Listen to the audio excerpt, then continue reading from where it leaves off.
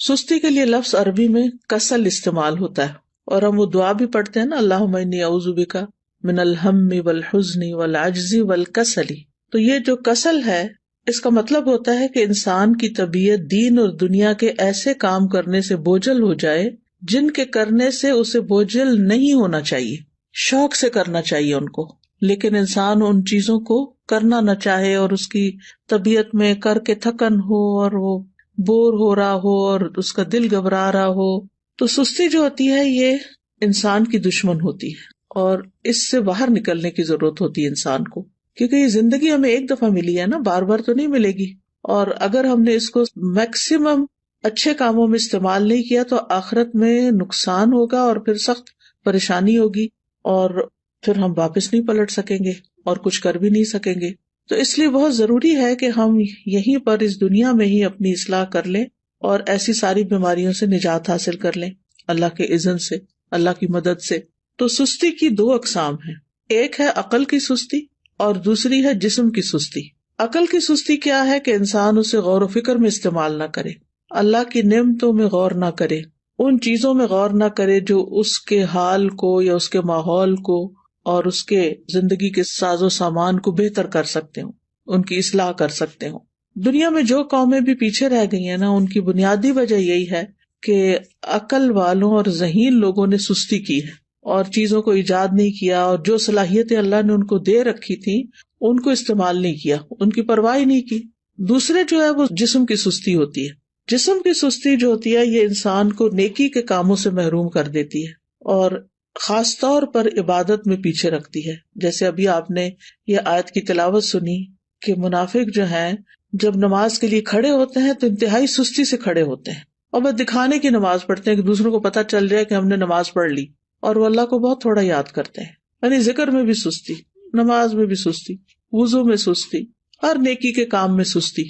اسی طرح جسم کی سستی جو ہوتی ہے وہ انسان کو دنیا میں بھی ترقی سے محروم رکھتی ہے. یعنی جو کام انسان کو اپنے جسم سے کرنے ہوتے ہیں اگر وہ اپنے جسم کو استعمال ہی نہیں کرتا اور محنت نہیں کرتا، مشقت نہیں کرتا، تو دنیا میں بھی ترقی حاصل نہیں کر سکتا. نبی صلی اللہ علیہ وسلم جو تھے وہ سستی سے پناہ مانگتے تھے، اور صحیح مسلم میں جو دعا آتی ہے کہ رسول اللہ صلی اللہ علیہ وسلم یہ دعا فرمایا کرتے تھے، اللہم انی اعوذ بک من العجز والکسل والجبن والحرم والبخل واعوذ بک من عذاب القبر ومن فتنۃ المحیا والممات. اس کے اور ورژنز بھی ہیں لیکن صحیح مسلم میں یہ دعا اس طرح آتی ہے، اے اللہ میں عاجز ہونے، سستی، بزدلی، بڑھاپے اور بخل سے تیری پناہ میں آتا ہوں، اور میں قبر کے عذاب اور زندگی اور موت کی آزمائشوں سے تیری پناہ میں آتا ہوں. تو انسان جب بے بس ہوتا ہے اور سست ہوتا ہے تو ہر بھلائی سے محروم ہو جاتا ہے. ابن قیم کہتے ہیں کہ نبی صلی اللہ علیہ وسلم نے بے بسی اور سستی سے پناہ مانگی کیونکہ یہ دونوں ایک دوسرے کے ساتھی ہیں. تو اگر کوئی بندہ کامل عبادت نہ کرتا ہو، مثلا صرف فرض پڑھ لیے، صرف چھوٹی چھوٹی صورتیں پڑھ کے جلدی سے بس سلام بھیج دیا، اور اس بارے میں اپنی اصلاح بھی نہ کرتا ہو، کوشش بھی نہ کرتا ہو، تو یا تو وہ اس پر قدرت نہیں رکھتا، وہ کر ہی نہیں سکتا، بالکل ہی نکما انسان ہے. اور اس کا قدرت نہ رکھنا کیا ہے؟ بے بسی ہے، یعنی ہمت ہی نہیں اس کی. یا وہ اس پہ قادر ہوتا ہے لیکن کام نہیں کرنا چاہتا، اور یہ سستی ہے. یعنی ایک تو شخص ہے مثلا بیمار ہے یا بوڑھا ہے یا مجنون ہے اور اس کی عقل ہی کام نہیں کرتی، یا مشلول ہے یعنی پیرالائزڈ ہے، تو وہ تو اب الگ بات ہے. لیکن ایک یہ ہے کہ پھر انسان سب کچھ ہے، ہمت، طاقت، سب کچھ ہے، لیکن بس کام نہیں کرنا، ہٹ درمی ہے. تو اس طرح انسان ہر بھلائی سے محروم ہو جاتا ہے اور پھر شر کی طرف چل پڑتا ہے. تو جو شخص کامیاب ہونا چاہتا ہے، پہلے تو آپ اس وقت جو مجلس میں موجود ہیں وہ اپنے آپ سے پوچھیں کہ واقعی آپ کامیاب ہونا چاہتے ہیں؟ اگر کامیاب ہونا چاہتے ہیں تو اس کے لیے سستی کو چھوڑنا بہت ضروری ہے. ابو حاتم کہتے ہیں کہ کامیابی کا سبب یہ ہے کہ سستی اور کاہلی کو چھوڑ دیا جائے، کیونکہ یہ محرومی کے اسباب میں سے ہے.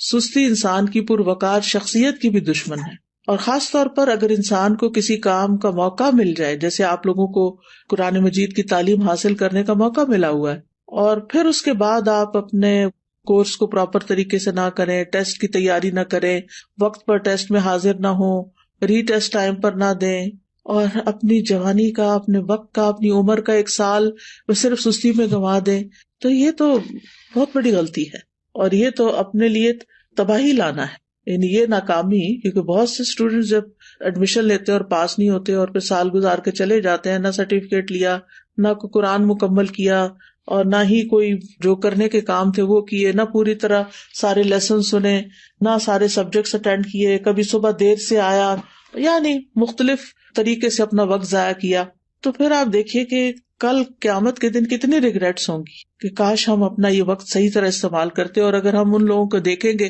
جو ہم سے آگے نکل گئے تو ہمیں کتنی شرمندگی اور کتنی پریشانی ہوگی کہ ہمارے پاس بھی یہی وقت تھا اور ہم کر بھی سکتے تھے لیکن ہم نے نہیں کیا، تو اپنے ساتھ دشمنی کی. تو ایسا شخص کبھی بھی اپنے مقاصد میں کامیاب نہیں ہوتا جو سستی کا مظاہرہ کرتا ہے، اور اس کی جو آرزویں ہوتی ہیں بس وہ آرزویں ہی رہ جاتی ہیں.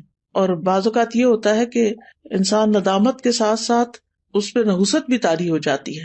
تو سستی کے خلاف ہم نے جنگ کو جیتنا ہے. ٹھیک ہے، ہم نے سستی کے خلاف ایک جنگ کرنی ہے اور پھر اس میں جیتنا بھی ہے.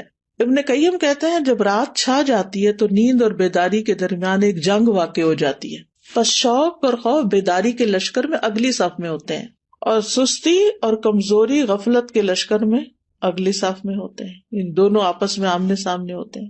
پس شوق رکھنے والا شخص سچا حملہ کرتا ہے تو وہ کمزوری اور نیند کے لشکر کو شکست دے دیتا ہے اور مال غنیمت حاصل کر لیتا ہے. پھر جب فجر طلوع ہوتی ہے تو مال غنیمت کے حصے تقسیم ہو چکے ہوتے ہیں اور سونے والوں کو اس کی کچھ خبر نہیں ہوتی. تو جو شخص سستی کا عادی ہوتا ہے پھر آرام پرستی کی طرف مائل ہوتا ہے تو وہ جب اٹھتا ہے تو بھاری بدن، بھاری سوچ اور پریشانی کے ساتھ اٹھتا ہے. اب یہ ہے کہ اس کی وجوہات کیا ہوتی ہیں، تھوڑی سی وجوہات بھی ہمیں معلوم ہونی چاہیے. سب سے پہلی چیز تو نفاق ہے، اور نفاق کی وجہ سے انسان دینی فرائض میں سستی کا شکار ہوتا ہے کیونکہ منافق کی نیت اچھی نہیں ہوتی. اگر کوئی کام کرتا بھی عبادت وغیرہ تو ریاکاری دکھاوے کے لیے کرتا ہے، لوگوں کی دنیا کی سزا سے ڈرتے ہوئے ایسے کرتا ہے کہ اگر نماز نہیں پڑھی تو ماں باپ کیا کہیں گے، وہ گھر سے نکال دیں گے، یا یہ کہ پھر میں لوگوں کی نظروں سے گر جاؤں گا. اسی طرح یہ ہے کہ لیسن صرف استاد کے ڈر سے یاد کرنا، قرآن کے شوق میں یاد نہ کرنا، قرآن سے محبت کی وجہ سے یاد نہ کرنا، ڈپلوما کورس کرنا تعلیم القرآن کا لیکن اللہ کی خوشنودی کے لیے نہ کرنا، صرف ماں باپ کی خاطر کر لینا، یا پھر یہ کہ لوگوں کو بتانے کے لیے جی اس نے قرآن پڑھا ہوا ہے. تو ہمیں اپنی نیت کی بھی اصلاح کرنی ہے اور پھر اللہ کی محبت میں یہ کام کرنا ہے اور پورے شوق کے ساتھ کرنا ہے. دوسری وجہ ہوتی ہے آرام پسندی، یعنی انسان اپنے آپ کو کوئی تکلیف نہیں دینا چاہتا، بس آرام ہی کرنا چاہتا ہے. اور تیسرا یہ ہے کہ بعض اوقات انسان کی جو فراغت ہوتی ہے کہ اس کے اوپر کوئی بڑی ذمہ داری نہیں، کوئی اس کے مقاصد نہیں زندگی میں، تو پھر اس کے لیے کوئی موٹیویشن ہی نہیں ہوتی، بس ایسے ہی ادھر ادھر ہاتھ پاؤں مارتا رہتا ہے اور لگ کے کوئی کام نہیں کرتا. اور صحابہ جو تھے وہ فارغ انسان کو سخت ناپسند کرتے تھے. ابن مسعود کہتے ہیں رضی اللہ عنہ، میں اس بندے کو پسند نہیں کرتا جسے میں بالکل فارغ دیکھتا ہوں، نہ وہ دنیا کے کسی کام میں مشغول ہوتا نہ آخرت کے کام میں، بس بیکار بیٹھے ہوتے ہیں لوگ. آپ نے دیکھا ہوگا کہ ہمارے یہاں کتنا عام ہے، پارکوں میں بیٹھے ہیں لوگ، سڑکوں پہ بیٹھے ہیں، فٹ پاتھ پہ بیٹھے ہیں، فارغ ہیں، بینچوں پہ بیٹھے ہیں، کوئی سگریٹ پی رہا ہے، کوئی باتیں کر رہا ہے، کوئی ٹھٹے مار رہا ہے، بس ادھر ادھر کی باتیں. پھر اسی طرح یہ ہے کہ ایک اور وجہ یہ بھی ہوتی ہے عیش پسندی، خوشحالی، کہ انسان کو جب اور لوگ کام کرنے کے لیے خدمت کے لیے مل جاتے ہیں تو پھر وہ خود کام نہیں کرتا اور اس طرح وہ بیکار رہنے کا عادی بن جاتا ہے.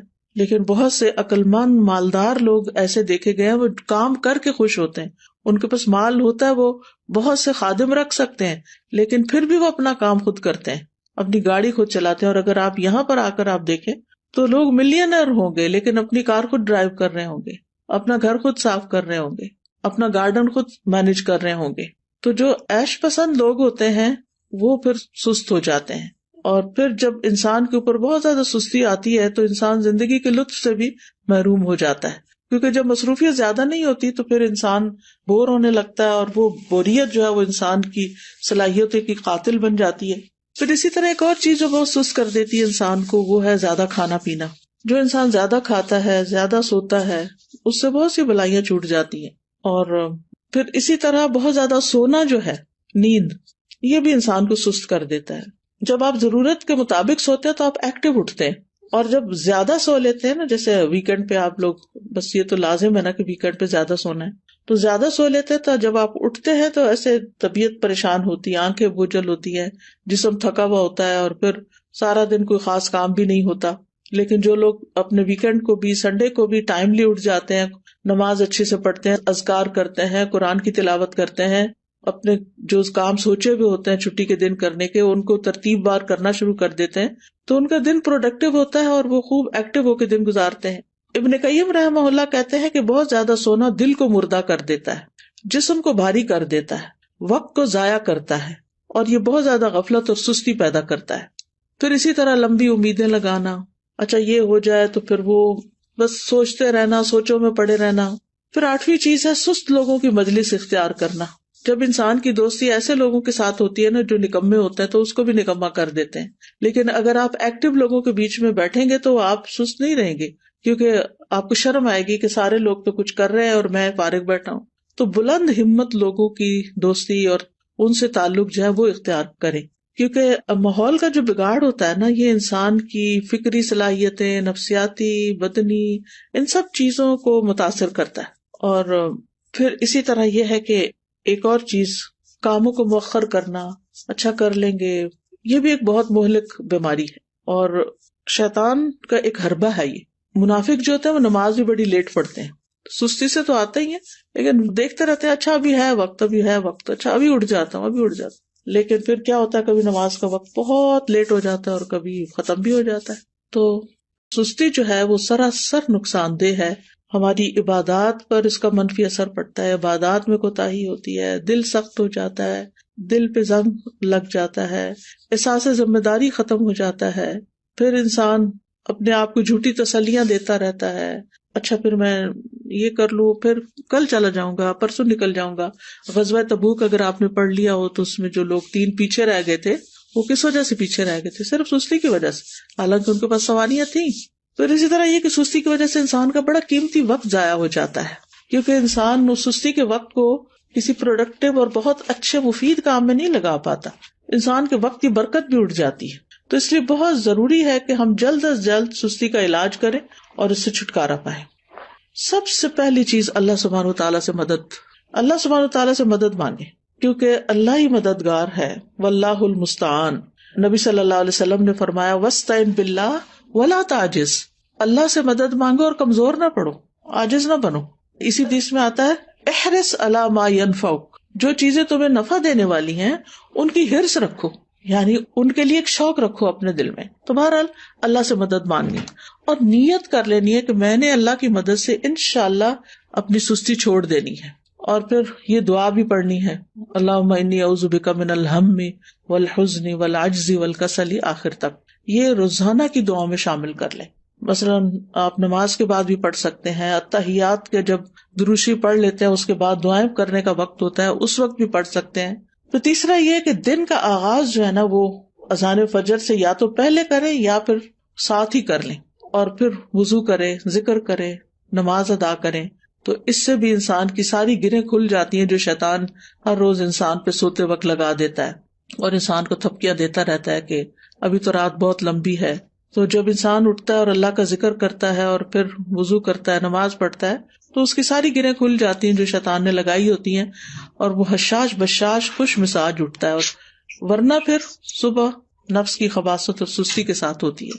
پھر اسی طرح انسان اپنے ذہن میں یہ بات رکھے کہ میں نے سابقون السابقون میں ہونا ہے، مقربون میں ہونا ہے، اللہ کے قریب ہونا ہے. تو اللہ سبحانہ وتعالیٰ کی قربت حاصل نہیں ہو سکتی جب تک کہ انسان اللہ کے راستے میں دوڑ نہیں لگاتا.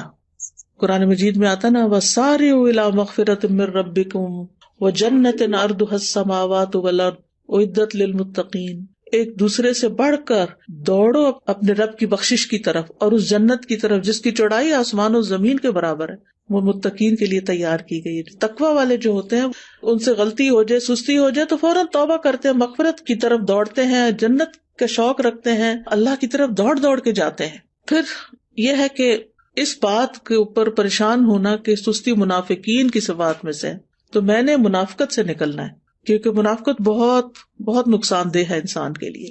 پھر اسی طرح یہ ہے کہ انسان کا اپنی فوڈ، اپنی ایکسرسائز، اپنی سونے جاگنے کے اوقات اور دن بھر ایکٹیو رہنے کے طریقے، ان کے اوپر ورک کرنا. یعنی باقاعدہ آپ دیکھیں گے کہ اپنے آپ کو چیک کریں گے کہ آپ کھاتے کیا ہیں، آپ سوتے کس وقت ہیں، آپ اٹھتے کس وقت ہیں، ورزش کتنی کرتے ہیں، اور باقی اپنے کام کتنے کرتے ہیں، اور دن میں اگر سوتے ہیں تو کتنی دیر سوتے ہیں. قیلولہ کرنا تو اس کو تو پاور نیپ کہتے ہیں، وہ سستی کی بجائے انسان کو اور ایکٹیو کر دیتا ہے باقی دن کے لیے. لیکن گھنٹوں بھر سونا دن کو اور رات کو جاگنا، تو اس سے تو پھر انسان کو فائدہ نہیں ہوتا، یہ تو پھر سستی سستی ہے. پھر اسی طرح یہ کہ ہمت بلند رکھیں، اپنے آپ سے مایوس نہ ہو کہ میں نہیں کچھ کر سکتی، میرا نہیں خیال میں ٹھیک ہو سکتی. نہیں، سب کچھ ہو سکتا ہے. اگر آپ کو کوئی جسمانی کمزوری ہے، کوئی بیماری ہے، تو اس کا علاج کریں، کوئی وٹامنز لیں، اپنی فوڈ ٹھیک کریں، بریدنگ ایکسرسائز کریں، واک کریں، اور پھر اللہ کا ذکر کثرت سے کریں، کیونکہ منافق ذکر نہیں کرتے. پھر فارغ وقت میں مفید اور نفع مند کام کریں، کسی کی مدد کریں، اپنے والدین کی خدمت کریں. اگر آپ ہاسٹل میں ہیں تو ہاسٹل میں مختلف کاموں میں مدد کریں. ضروری نہیں کہ کوئی کہے کہ یہ کر دو تو پھر کریں. بعض لوگ خود بھی، مجھے اچھی طرح یاد ہے جب F8 میں الہدا کا ہاسٹل بھی اور کلاسز بھی ہوتی تھی، تو ایک بچی تھی، ماشاءاللہ وہ لائر تھی، کہنے کا مطلب یہ کہ ہائیلی ایجوکیٹڈ بھی تھی.